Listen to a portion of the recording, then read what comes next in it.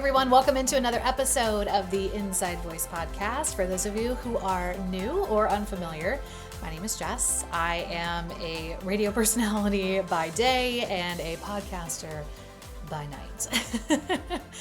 Thank you for being here. I cannot believe, something about it being January 12th. It's like we're midway through January, which makes it feel like the year is basically over. Am I the only one that feels that way? Gosh, I was that kid. Like, we would go to Disneyland, and my first question was always like, okay, when are we leaving? It wasn't because I wanted to leave. It was because I needed to understand how much time I had there. So that way, when we did leave, it wasn't this shock to the system. But also, I needed to understand like how much time I had to squeeze all the fun in. I need to make sure I saw everything and did everything. I wasn't wasting time here or there. I was an interesting kid. Probably why I'm doing a podcast. But here we are. How's the year going so far? You feel like it's going pretty good? Gosh, I hope so. And if not, there's still plenty of time for good things to come your way. There's still plenty of time to do all the things that you want to do this year, which is what we're talking about this year, resolutions, because it seems like that's what everybody is talking about right now, right? Last week, I told you to take all of your resolutions and throw them away. As somebody who enjoys setting goals and hitting goals, that seems very out of character for me, but there was a method to the madness. There was a strategy. There is a strategy to that. And I'm still going to tell you, we are not ready for resolutions. We are not ready to write them down. We are doing a little bit of groundwork here. We're doing a little bit of foundation laying before we just jump into resolutions.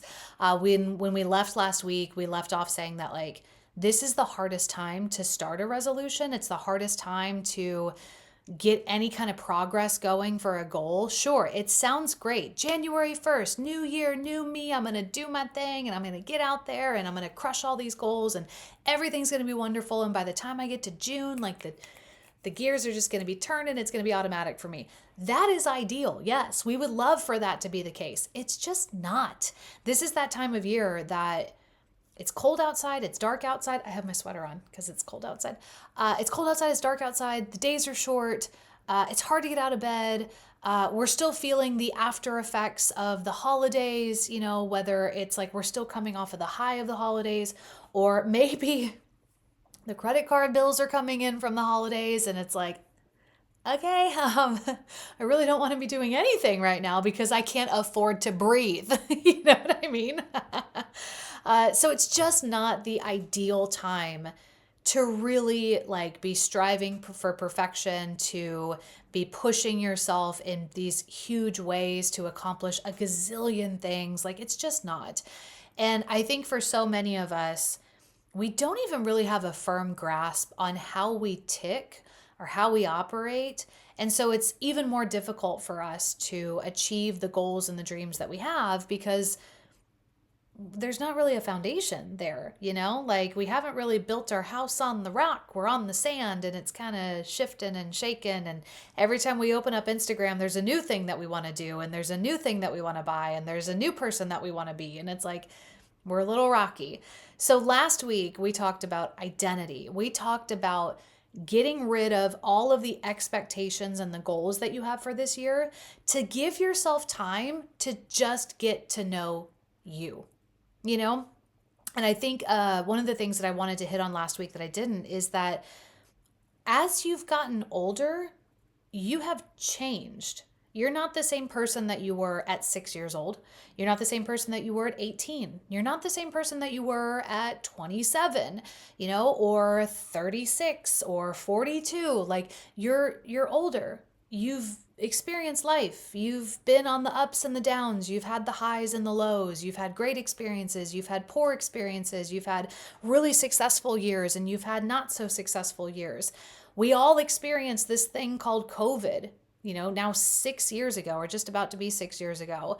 Like, that affected all of us. That changed all of us in good ways and bad ways. Like, that had a huge impact on us, whether we recognize it or not. So it's crucial for us to spend a little time getting to know ourselves. And we talked a lot about figuring out who we are on the inside, which is what the Inside Voice podcast is all about. You are a beautifully created person. God calls you his masterpiece. It is about time you recognize that. You saw what the masterpiece was. You got to know the masterpiece. You experienced the masterpiece. But more importantly, you lived the masterpiece. You let the masterpiece out and you shared it with everybody around you. Like, it is about time that you did that. That is something that has been so heavy on my heart, and something that I really learned last year is like, I didn't really know who I was. And I didn't really understand how I tick or how I operate, or what gets me excited or what makes me sad or what hurts my heart or what I'm passionate about. Like, it was just so cloudy. It was cloudy in the sense of like, I had picked up who I thought I should be, and I had picked up what social media was telling me to be, and I had picked up what I had been told growing up, or what I hadn't been told growing up. It was so cloudy. And so getting super clear on ourselves, getting super clear on who we are and the wonderful beings that we are, is the foundation that we need to live life and to even pursue one goal in 2026. So what I encouraged you to do was to, spend some time with yourself, look yourself in the mirror, ask God who you are, get to know yourself a little bit. Did you do it? Did you just kind of take note as you went about your day of like little things that would, get under your skin, or little things that would get you really like giddy and excited? Things that piqued your curiosity? What did you learn about yourself last week that maybe you didn't know before, or maybe you just hadn't experienced that side of you in a long time? I know for me, one thing that I learned this past year about me is that I am curious. I'm curious about people. I'm curious about life. I'm curious about new experiences. Like, there is a curiosity in me that I had pushed down and really just like hid after losing my mom, because I felt like losing my mom was so incredibly complicated. She it was such a tragic way that she went and left this earth, and she took her own life, and that really messed with me. I closed up a lot when that happened, and just because I felt like I had taken my eye off the ball somehow, some way, and I was too focused on myself, and, I wasn't in tune to her, or I didn't ask enough questions, like there were so many things that I thought I did wrong for so long that I didn't even trust myself anymore. And I definitely wasn't experiencing a level of curiosity in life for the last couple of years. But yeah, I look back and I was able to spend a lot of time with myself and get to know myself a lot last year. And I know that it was kind of a crash course for you last week. Like, hey, spend 6 or 7 days with yourself and get yourself all figured out. It's a lot to ask. You'll continue to learn about yourself, but I think an intentional, hey, who's Jess? Hey, who's Bob? Who's Carrie? Who's, whoever you are, who's that person? You know what I mean? Like, spending just a little bit of time, even asking that question, I think is incredibly beneficial to us. And recognizing who we are, loving ourselves for who we've been created to be, is only going to help us as we move forward and try to set resolutions and try to do some pretty awesome things this year. I do believe that God has a wonderful plan for you, and he does have some incredible things for you that the longer you spend not being who he made you to be, the less likely you're going to be able to experience those things. As I like to say, he made you and he made the plan. You fit into the plan. So figure out who you are and you will understand how to do the plan. We hold ourselves back because we second guess ourselves, because we're just not living in who we're supposed to be, if that makes any sense. So this week, I know you're hoping that we're going to get to the resolutions part, but we're not, because I think that there's another crucial step before setting up the resolutions, and that is meeting yourself where you're at. We talked about identity, we talked about who we are at our core, but also, like we talked about earlier in this episode, there's a part of you that has been molded and shaped by life.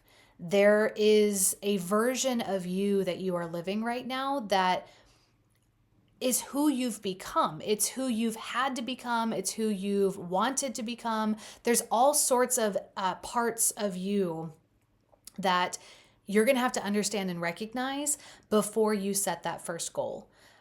This will help you change your mindset. And when we were talking about identity last week, I asked you to be open to figuring out who you are, to be open to who God has made you to be. For whatever reason, we have told ourselves that if we're not a certain way, then it's wrong. If we're not a certain, if we don't have a certain aesthetic or hair color or house or upbringing or whatever, then there's something, then we're not right. And until we can get to those things, until we can become those things, until we can cultivate those things in our lives, we'll never be successful. That's just not the case.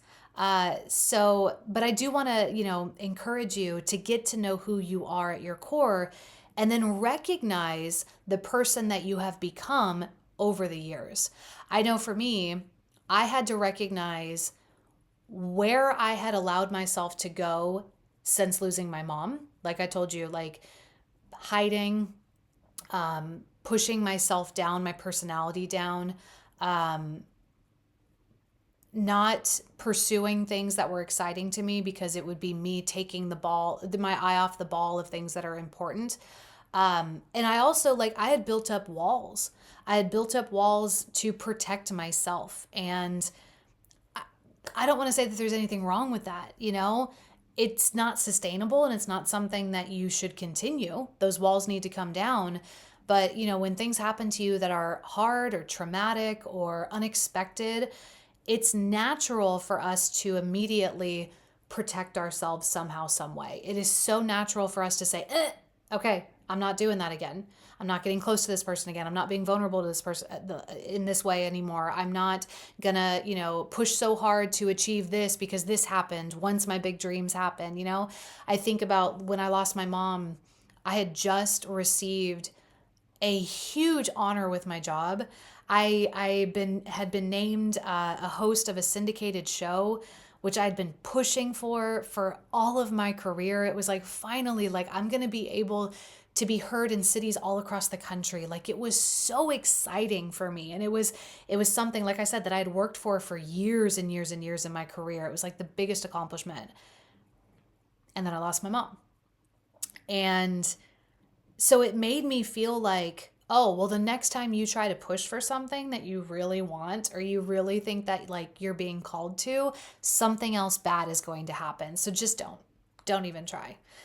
It was a lie, So I had to recognize that I had built up walls that had kept me from being vulnerable, that had kept me from being ambitious, that had kept me from being authentic, that had served me well in a season but are no longer serving me now.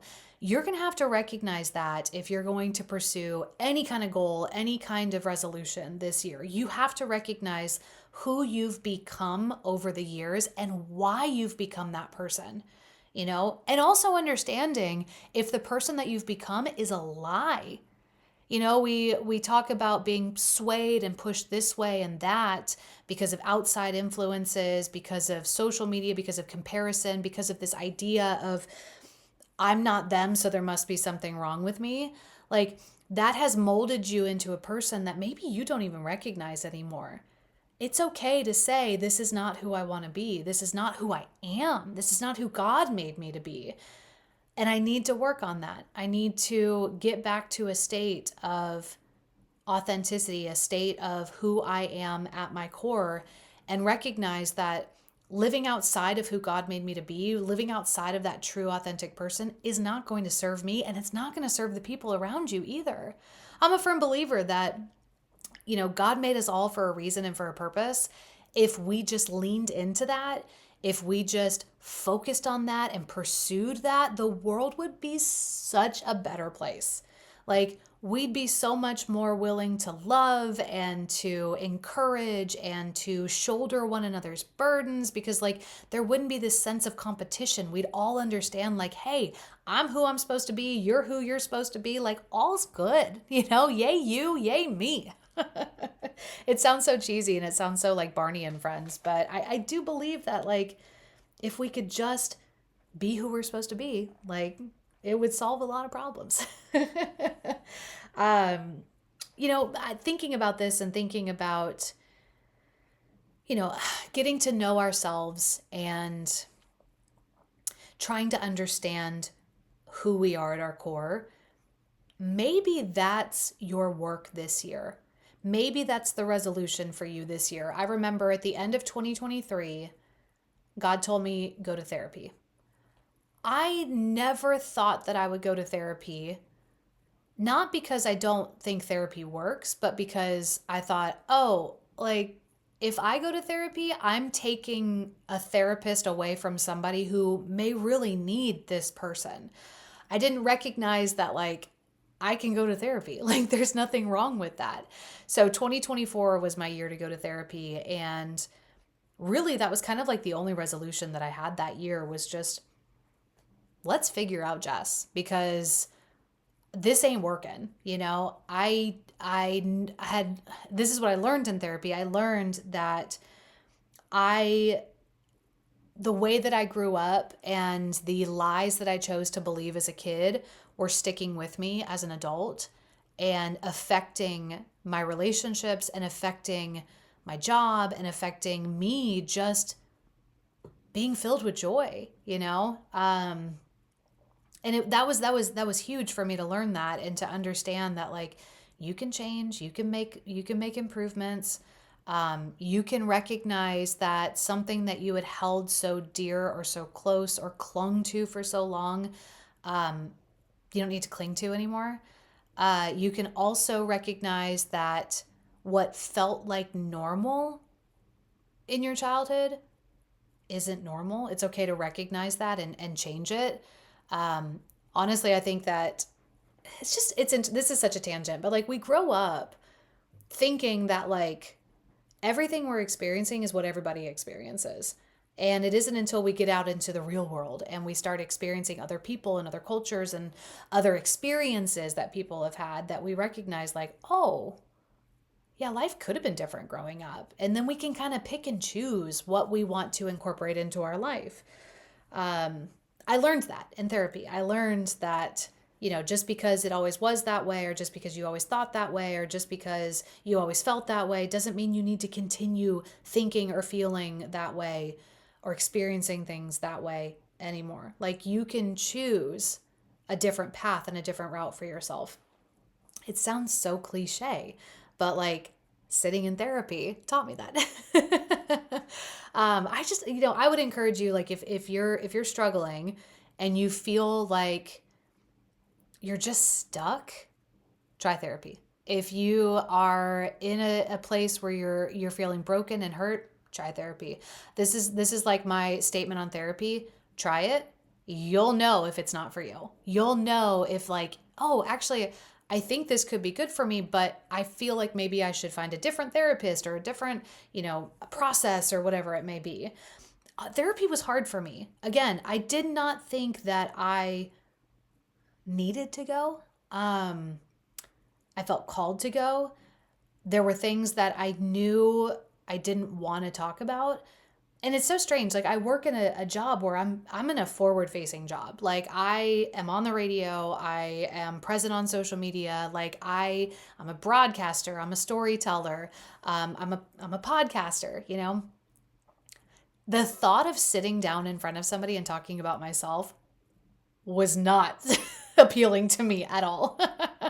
I can talk about country music. I can talk about motivational tools. I can talk about Luke Combs and Lainey Wilson and pop culture and Stranger Things and all sorts of stuff. I can talk about that stuff, but like, it's really hard for me. It is not my default setting to talk about myself, even with my friends. Like, I'm a little bit of an onion. Like, it takes a little bit for me to, like, share about me. It sounds strange because I'm literally talking to you right now.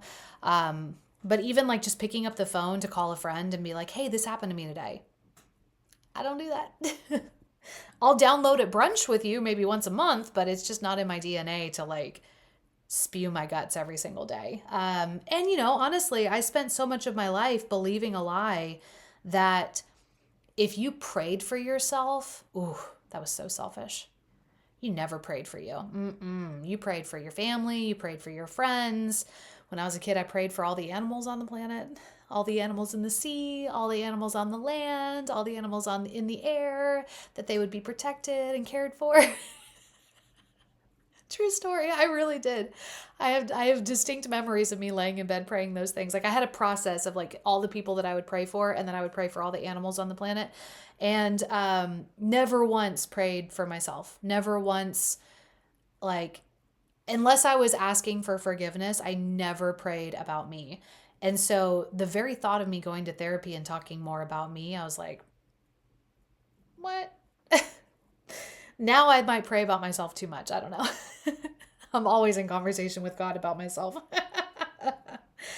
But therapy was great. And, it taught me things that I was holding on to, things that I had picked up along my journey of life, and really started giving me clarity on what was serving me and what was not serving me anymore. And then I finally got to apply those things in 2025. And I think that's why this past year was such a wonderful time of finding Jess again. And I want to encourage you to do the same. And I want you to recognize, like, you did not wake up January 1st a completely different person. You did not, start 2026. You have not gone through 2026 so far as this new person. You are who you've become. You are your habits that you have are because you've established those habits. You've built those habits, whether you meant to or not. I think it's so important for us to recognize and accept where we're at as our baseline. So the foundation of setting those resolutions and achieving those goals is who we are. It's our DNA. It's what makes us tick. It's what God made us to be. The baseline of where we're starting this year is the next level of that. The baseline is like, okay, I'm writing the same resolutions down every single year and I don't seem to be successful in them. Why is that? Why, like, where am I making an excuse for myself? Where am I setting myself up for failure? Where am I hindering myself? Where am I, dropping the ball or taking my eye off of it? Where am I having some issues in achieving what I'm setting out to do? Meeting yourself where you're at, recognizing where you're at and recognizing and accepting where you're at is incredibly important when it comes to being successful in the resolutions.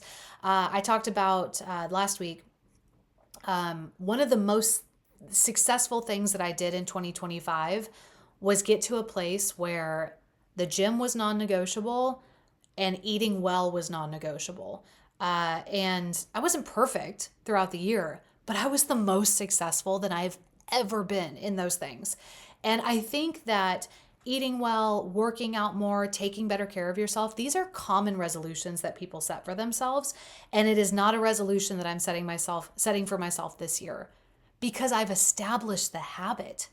Do you realize what a win that is? Oh my gosh, how many times do we set resolutions for ourselves over and over and over again? And it's like, gosh, didn't I write this down last year? This is not new. Where did I give up? Where did I go wrong? What was the issue? Like, we've got to figure that out, and recognizing and giving yourself grace of like, hey, you failed here, you didn't grow here, you dropped the ball here. Like, that's paramount. I think oftentimes we expect ourselves to be perfect. It's this whole new year, new me thing. We expect ourselves to just show up different people in a new year, and that's going to make us successful. But if we never learn what made us unsuccessful in previous years, how are we ever going to find success? And a lot of times we don't learn where we were unsuccessful because we're ashamed that we weren't successful. We're too busy beating ourselves up or trying to like pretend we didn't actually fail. It was everything else that came against us last year. It was the devil himself that kept me from losing that 10 pounds.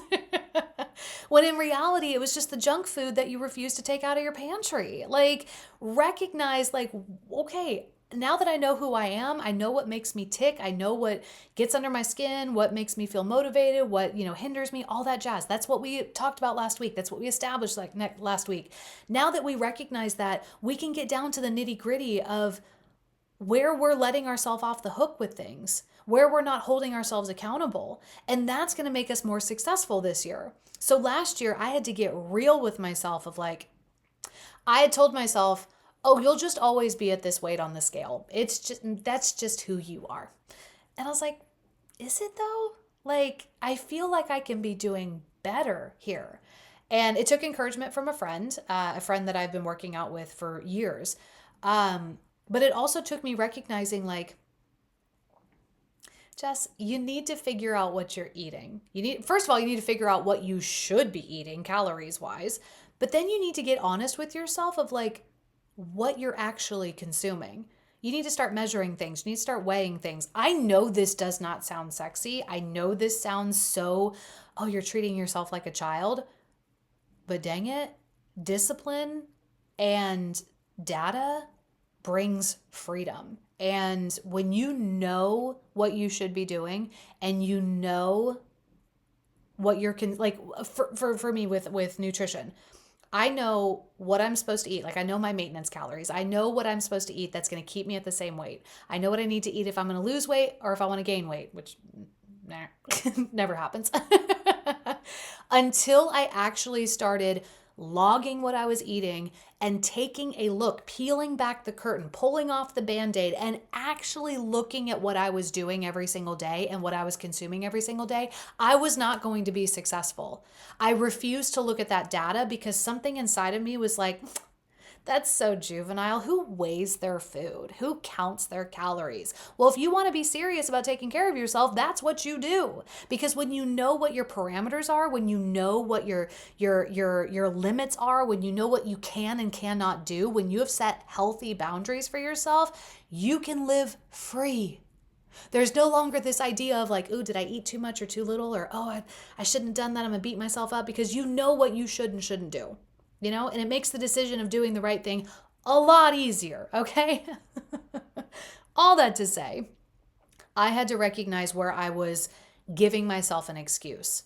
I wasn't going to look at the data because that just felt too much.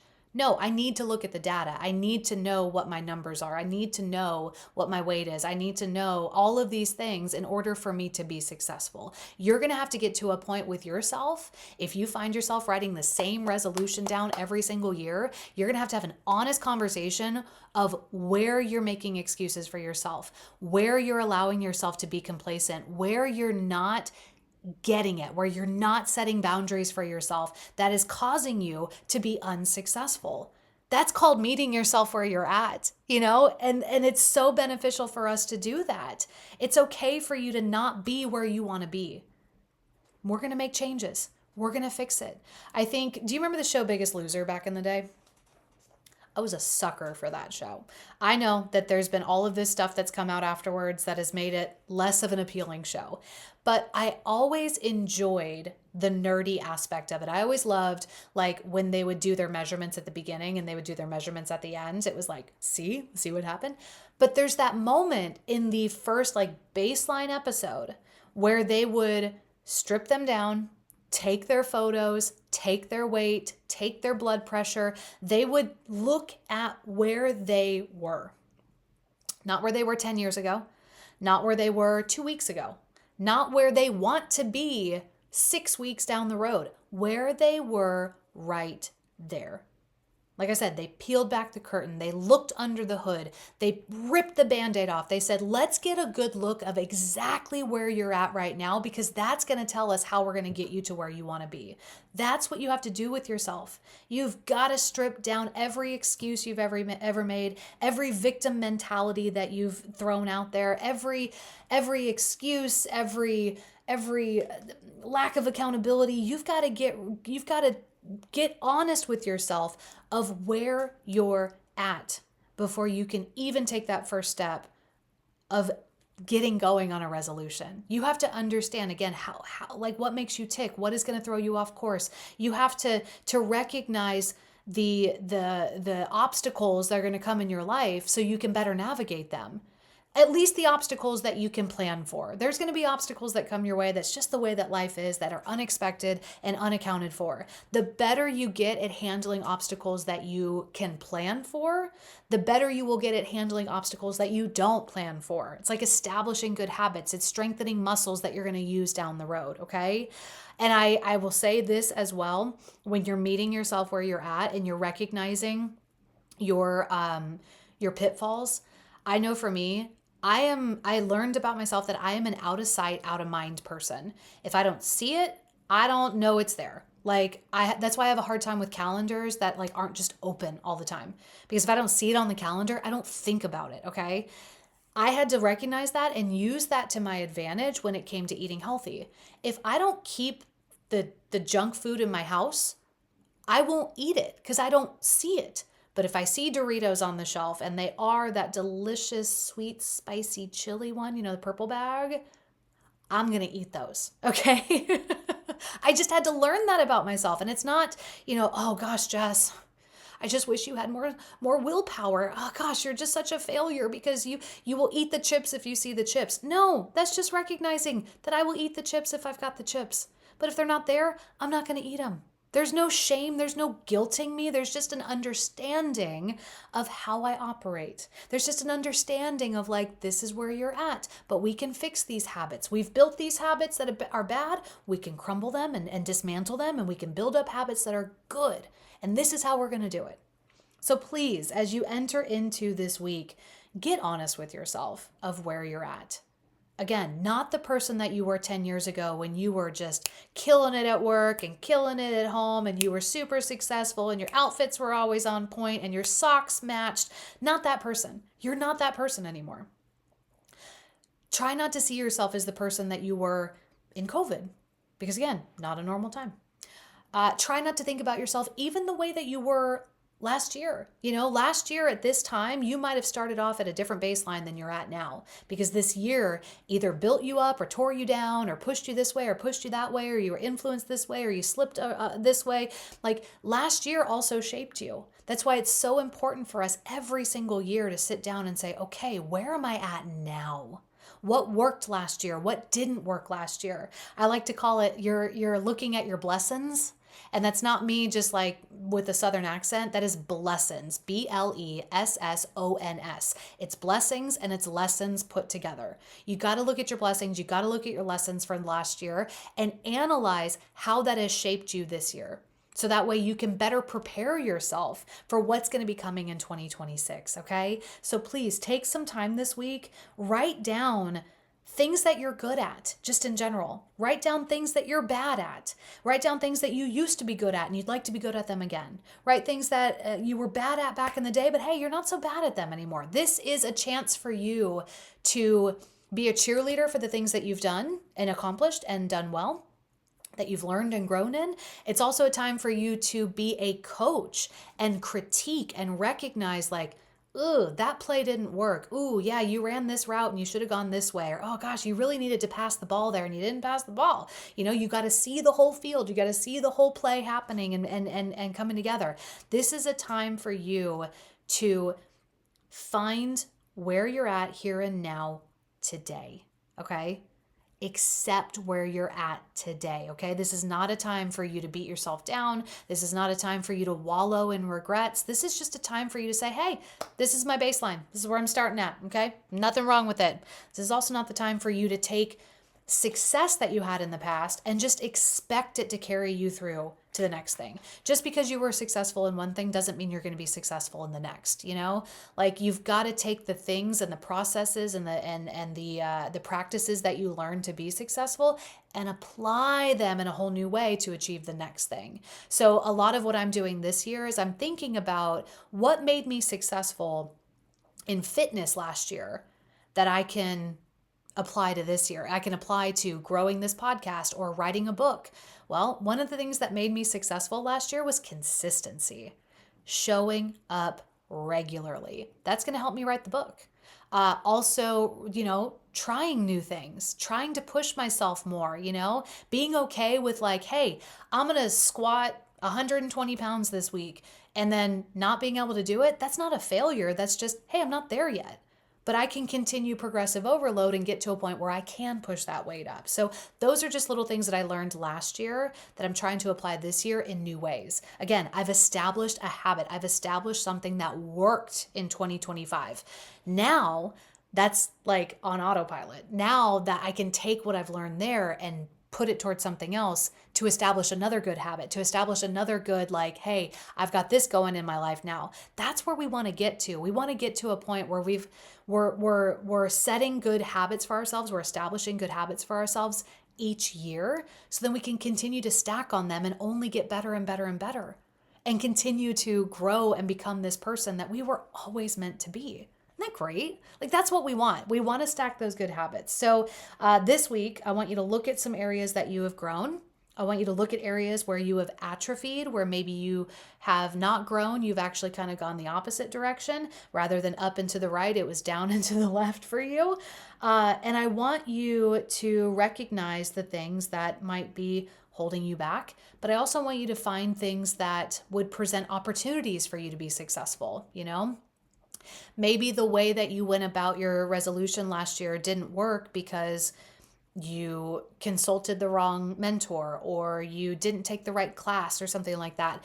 Find what could work for you this year. Maybe you do find a class that would be really beneficial for you. Maybe you do find a mentor that's going to help push you to the next level. Maybe you get real and vulnerable with somebody close to you and they can become your accountability partner where they won't let you make excuses for yourself. So as much as you're finding things that didn't work last year, you're also finding opportunities and things that could work this year, okay? We're so close to setting resolutions, I promise you, but we're just not there yet. So this week is all about meeting yourself where you're at, being honest with yourself, and being okay with where you're at right now, okay? Because it's only going to get better. But we have to recognize that we may not be the same person we were 10 years ago or before COVID or even last year, and that's okay.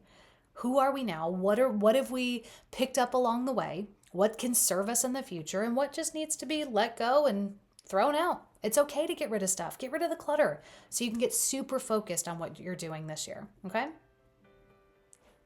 Is that good homework for you this week?